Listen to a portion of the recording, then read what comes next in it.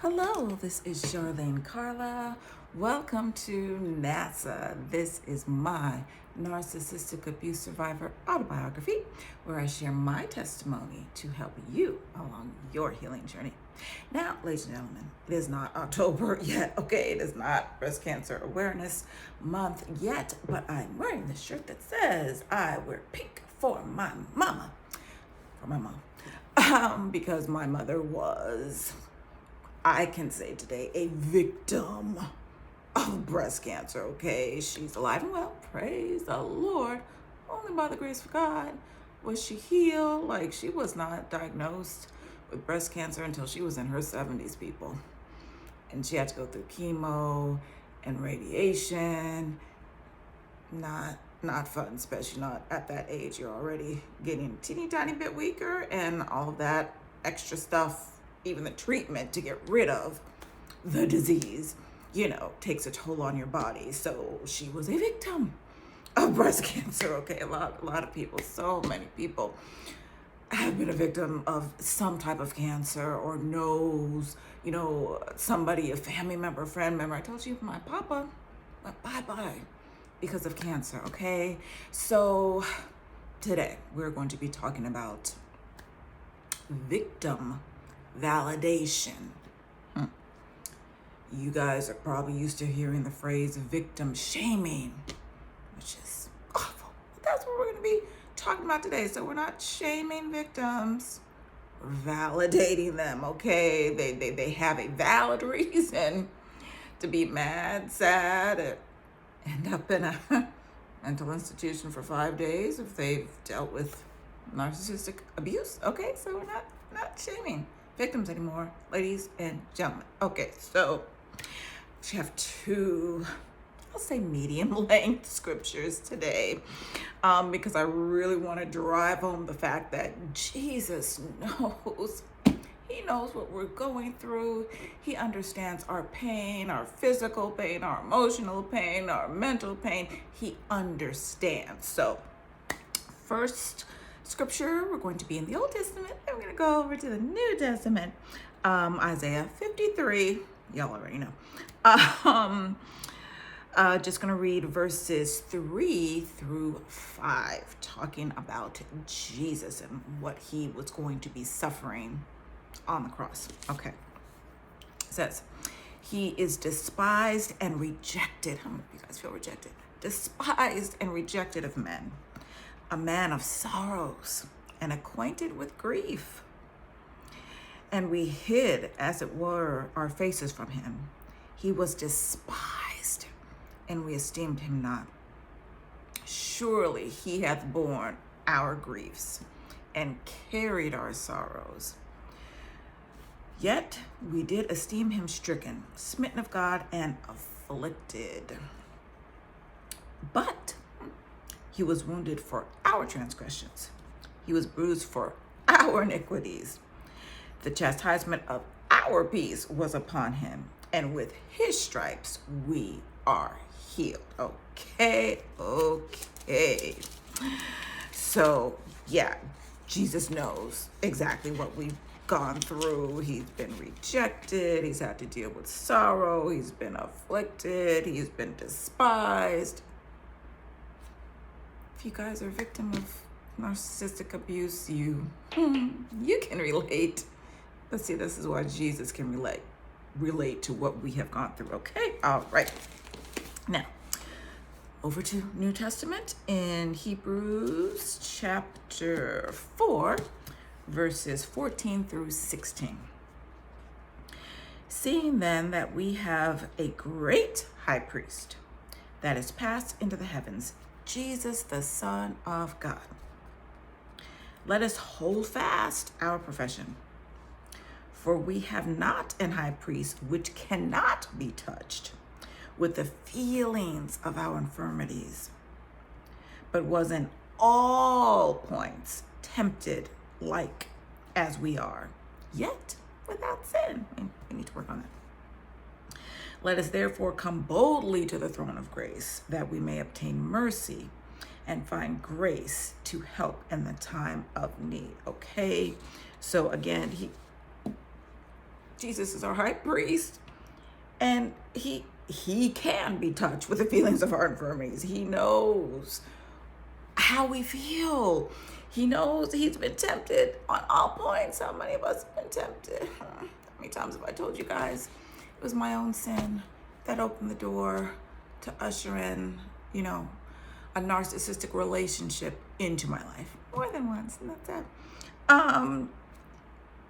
Jesus understands our temptation, okay? Again, God is not tempting us, okay? God does not tempt us, but he understands our temptation, okay? He will test us. He will test our faith. Make sure we're going to obey him, okay? Make sure that, again, we're going to stand on that solid rock of, the word, the foundation. Again, remember when we're bent, but we're not broken, because those winds are coming. So God's like, let me see if they're going to bend or break when this storm comes, okay? But Jesus understands what we're going through, okay? So this victim shaming stuff, can we stop? People, please, can we stop? And simple things like, Sister Susie got, RAPED, I'm not trying to, trigger anybody. Okay? Something bad happened to Sister Susie. Here comes a victim shaming. Well, gee, Sister Susie shouldn't be wearing all those tight dresses walking down the street. Sister Susie shouldn't be wearing, short shorts, even though she's in Florida and it's 100 degrees outside. It's victim shaming. I don't care what Sister so-and-so is wearing. I don't care what Susie's wearing. Susie should not be attacked just because she looks cute. Hello? Okay?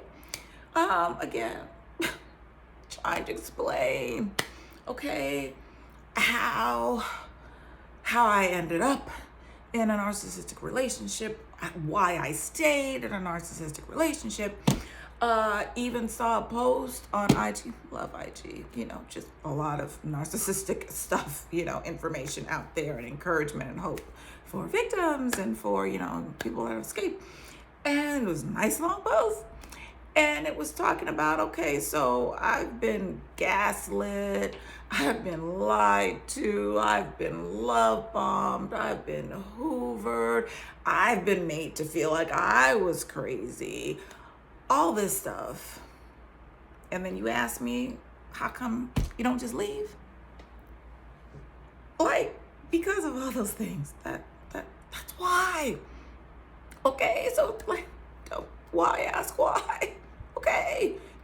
I don't even ask God why this and why that and why did this happen and why didn't this happen? Why did that happen? I just say, okay, God, I'm tired. Crying again, ladies and gentlemen, even this weekend. I'm tired. I'm upset. People are upsetting me again. Whatever. I'm not asking why. I'm just like, okay. My heart is overwhelmed. Lead me to the rock that is higher than I. Okay, but this Saturday, today, I'm going to be on a radio show. And Dr. Rhonda Shaw, thank you so much. I'm going to tag her channel in this description and information about the show. So if you guys are able to watch it, 2 p.m. Central Time today. Okay, Saturday. So, and so we were talking, she's interviewing me about how did I end up here. And, I just ended up saying, talking about other people, other victims, I'm like, we have to give them grace because we don't know what they're going through. If you've never been through narcissistic abuse, if you've never been in a toxic relationship, you don't know what the victim, and we're victims, but we're survivors, praise God. You don't know what we feel. You don't know why we're staying there. And again, remember I said last week before, I can't even expect anybody else to understand. I was talking about that Dr. Romney, who she's a psychologist. but she's explaining narcissism, from a different point of view. She's gone through it. So she's not just saying, well, this is how these people are. This is what you need to do. Have a nice day. She's like, look, been there, done that. And I've done this and I haven't done that. And okay. So if you don't understand, if you've never been through it, first of all, thank the Lord that you've never been a victim of narcissistic abuse. And honestly, probably in some point in your life you have been. You just didn't know it.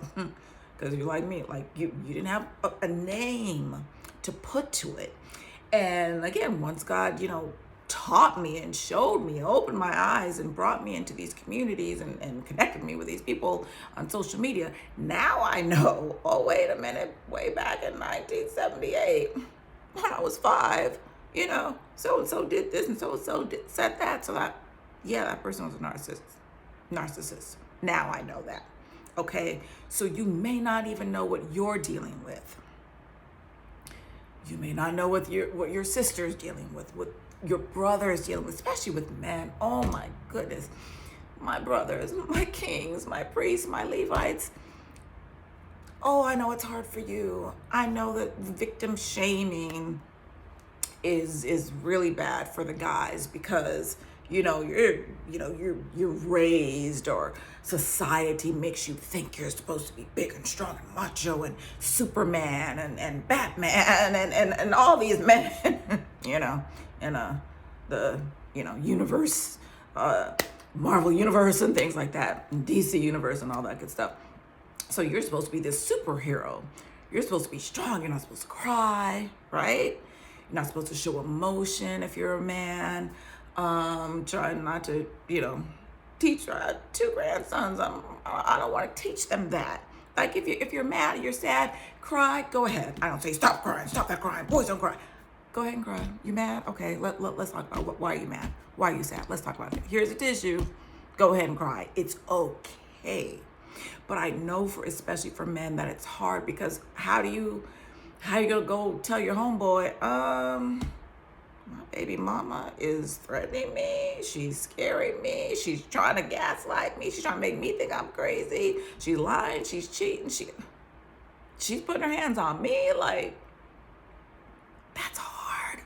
So especially for my brothers out there, please, ladies and gentlemen, let's give the men some grace.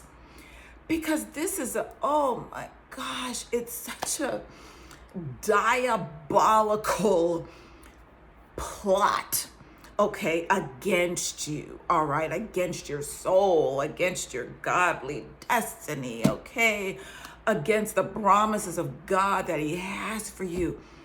Oh man, this again, I would not wish this on any of my enemies. And yeah, I have some, okay, would not wish this on any of them, okay. I remember a horrible thing happened in Orlando years ago. I don't remember what year. And so I was able to volunteer as a member of a group organization I was a part of, and met some other people from other nonprofits, and ended up being connected with the Victim Services Center, okay, in Central Florida. Awesome organization. I had no idea that an organization like that even existed. Like, they are the people who something happens, like I said to Sister Susie, what happened to her, they go to this place, okay, and get counseling and get, resources and whatever else they need. Victim Services Center. Hello, can we take care of the victims? I told y'all, I have a bachelor's degree as a paralegal, but I've never worked in the legal field, in the legal industry, right? And I'm glad, because I am so much into justice that injustice drives me nuts. Like, I just watch a quick little 5-minute, documentary about something that happened in real life, that had to do with injustice. And I'm crying because I'm like, Lord, that's not right. That's not fair. That's not just. So yeah, I'm glad I didn't work in the legal field.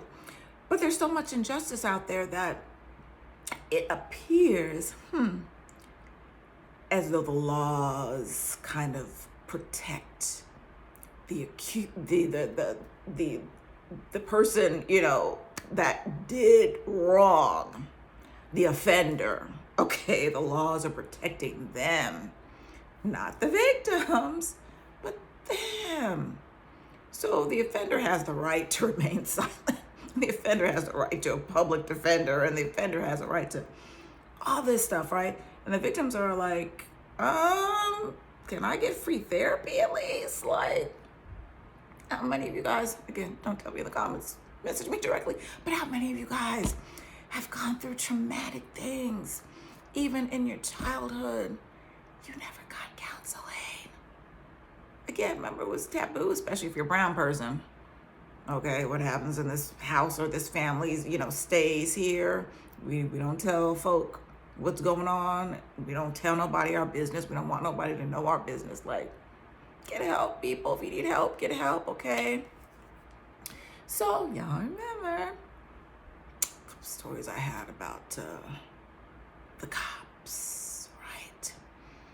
Calling the cops, Cookie Monster, and first time I called the cops, that was after Fright Nights 1 and 2. Okay, Fright Night 2, that's when I called the police. And they were so rude. And they were so non-empathetic. And they were so nonchalant, like, this happens all day, every day. People are threatened all the time, and there's domestic violence all the time, and whatever. That was their attitude. Now, all cops are not bad. Not saying that. Not cop bashing, okay? But, how many of you guys heard that saying, like a few bad apples spoils a whole bunch, right? Okay, so a few of them have spoiled a lot of people's views on, law enforcement. I'm one of those people. I'm sorry. I see a cop, I'm like, what? And what? Like, sorry. I have not had pleasant experiences, okay? Because if I'm calling the cops, it's because I'm the victim. Hello, right? So these cops were even so mad. I think I told you. So irritated because I'm like, I've not ever had to call the cops on a dude before. I'm in my 40s, late 40s at this point, and I'm, again, dating since high school, junior high. Like, this is something new to me. I know some of y'all cops are used to getting calls from Taquana every week about Tyrone, but that's not me, okay? Stop the victim shaming. So these cops are like, because I have my phone in my hand, and it's like, he's calling right now. He's texting right now. Like, the threats are continuing. Do you see this? Do you hear this? And they're just like, well, just block them. Like, case closed. Like, problem solved. What are you calling us for? You don't want to be threatened? Just block your boyfriend, your fiance, your husband. Like, that was their answer. I'm like, okay, block. What do I do now? Because, now, remember, knew where I lived, kind of, sort of, at that point. Remember, I had to ask them. I was so taken aback by their attitude. The cops. I'm already upset because my fiance has now threatened my life, okay? But to them, they said it wasn't a real threat. It wasn't a viable threat that they could go arrest him for, because it was like a conditional threat. Well, he just said, if you do this or if I do that, then I'll do this. So they don't arrest you for the if then. If you call me again, I'm gonna do this, or if you come outside, I'm gonna do that. Okay. They were just like, well, he just said he's coming to your house. I mean, he didn't say what he was gonna do, so come on, people. Seriously. So, like, I had to ask the cops, okay, do you have like a domestic violence unit? Because y'all acting like you've never been on a call like this before. Okay, like, again, just, you're gonna be in an occupation where you're supposed to be helping folk, helping victims of crimes. Instead of saying, well, gee, why don't you just block him? Well, why did you marry him anyways? Well, why did you give her the key to your house? And why this? Just say, ma'am, sir, I'm so sorry that happened. Let me get your statement and let's talk about, your options. Let's talk about what we can do. Let's talk about what you should do in the future to protect yourself. Shouldn't that be the conversation? Instead of the victim shaming conversations, like, it doesn't compute in my brain, okay? Remember then the second time I had to call him, this is when I had to get the restraining order. We were already living together at this point. Remember the day that I'm out and he's calling. He's pretending like I'm out with some dude and he's threatening to burn my clothes and all this ridiculous stuff. And I'm out with my pregnant daughter, my toddler son. Remember that story? I don't remember the name of that video, but it's in there somewhere. And so I'm calling the cops. This is when I had to file a report against the cops because they were so, when I say awful, so awful that I had to call multiple times. And when I'm talking to other people, the other people are saying those cops were wrong. They should have done this. They should have said that, right? And so I'm telling them, I'm talking about rights of offenders versus victims. And I'm like, okay, you have permission, Mr. Officer, because I wasn't even there. I'm on the phone with the cops like, please go in my house and search it and see if he actually has a GUN in there, okay? Because he claims that he does, and he's threatening me. So, you know what they said? Oh, ma'am, well, we can't violate his rights. His rights to have a gun and possibly do something to me, unalive me, because he's threatening me, and y'all ain't arresting him. Like, that he has a right for that? Don't I have the right to feel safe? Don't I have the right as a victim to feel safe, to get some kind of justice happening here, people? Like, really? But when I say, and I can't remember all I really wanted them to do the Baker Act, that 72-hour hold, just again to get him in a mental health facility to check him out for a couple of days, right? Because again, I'm still thinking this is a mental issue, this is a demonic issue, whatever. I'm not knowing this is a personality disorder that still is actually demonic, that is not going away. That the pills that he's taking, the medication he's taking, and the little counseling he's getting is not going to work, right? Again, that's all I wanted. And they were pretending like they couldn't do that. Like, I think, I don't know the exact law. I feel like, if you're threatening yourself or you're threatening other people, yeah, we can take you in. Okay, lots of people who have tried to commit, tried to unalive themselves have been Baker acted, okay, because they tried to hurt themselves. So they should have taken him just for that, just because he's, threatening me, right? But again, I'm not there. So I really felt like all of these, interactions with these cops regarding Cookie Monster, I really felt like they just didn't care. Like, if another little brown girl goes bye-bye, oh well, less paperwork for me. Like, that's how they made me feel. They did not validate me as a victim. They made me feel like I had done something wrong and I'm wasting their time. And again, just block him, just leave him, just change your number, just move, just... can I get some victim validation, please? Okay. And so, remember, I did file a report against them because I was even, told you, have my friends, okay, like on the phone with like the suicide prevention hotline, and they're telling my friends that, yeah, the cops should be taking him in, like, he's saying all these crazy things and doing all these crazy things, like, and then, again, we can look back because we know now that they're pathological liars. And so there was a bunch of stuff that Cookie Monster was telling me that the cops said. So that made me more mad about the cops. But now I'm like, well, I don't know what the cops said.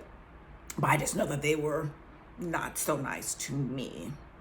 And even after I filed that report, and then I had to talk to, their boss or whatever, that person, just like the movies, they're sticking together. The blue people stick with the blue people 99% of the time, right? So they're like, the guy's like, yeah, maybe they could have done this or they should have done that, but whatever. Like it was no big deal. So then I had to get mad at the boss. No victim validation for poor little Charlene, poor little brown woman. And I even told the cop, like, you just don't want to do paperwork. That's why you don't want to arrest him. That's why you don't want to do your job, because you don't want to do the paperwork. That's why. And then remember when I did get their restraining order and they had to come serve him. And I told them not to come to where I was, which was right next door. Remember, I was at my daughter's house because we were in the duplex at the time. And I told them, don't come where I am. I don't want them to know where I am or where I was. And what did they do? Remember? Ma'am.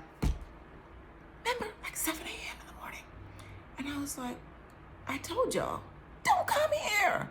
I told you that. You kidding me right now? Like, again, this is not a cop bashing video. This is about victim validation.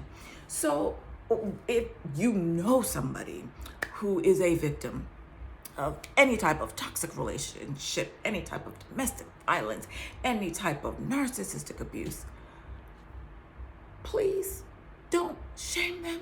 Don't victim shame them. Validate their feelings. Just say, you know what? I don't understand what you're going through. I can't imagine how you feel, but if you're mad, you're sad, please tell me, and you can cry on my shoulder. Okay? Please just do that. So simple. Okay? I had friends who listened. Thank God for the friends who listened to all my crazy stories, which were like every other day. Okay? Especially after the times when I tried to leave him, right? And one of my friends just kept saying, that's a lot. That's a lot. That's hard. That's all she could say. And I'm so grateful for that. I didn't even need her to say, well, you need to do this, you should do that, and maybe you should do that. I didn't need her to say that. I just needed her to listen to me, just to make sure that I'm not cuckoo for Cocoa Puffs, okay? Just to make sure I'm still sane. And that was such a blessing. Okay, she didn't ever say, well, why don't you just leave him? I don't understand. Blah, blah. She just said, that's a lot. That's all she kept saying. And I was so grateful for that. She validated my feelings, like, yeah, you are mad right now. You have every reason to be mad. Yep, you're sad right now. You have every reason to be sad. So can we please, and validate, ladies and gentlemen, if you are a victim, you are a survivor of any type of toxic relationship, validate your own feelings. They are valid, and Jesus knows all about them. He has borne your griefs. He knows what it's like to be despised and to be afflicted and to be stricken and to be rejected. He knows sorrow. He understands. Remember the crying every day, all day, every night. Jesus understood my sorrow. And how many Psalms talk about our tears? He's like, I'm collecting your tears in a bottle. And then that sowing tears shall reap with joy. So validate your own feelings, even if you are a victim. Don't let anybody just brush it off as just leave them, just leave her, just block them, just do this, just do that, just change your number, just move to. Because I was so petrified to leave him. I was like, if I leave, I'm going to have to like move to a whole other continent. Because I was so scared. But if you're like me and you're the strong friend, you're the one that everybody else is looking to for advice, and everybody else is crying on your shoulder. They really don't understand your fear.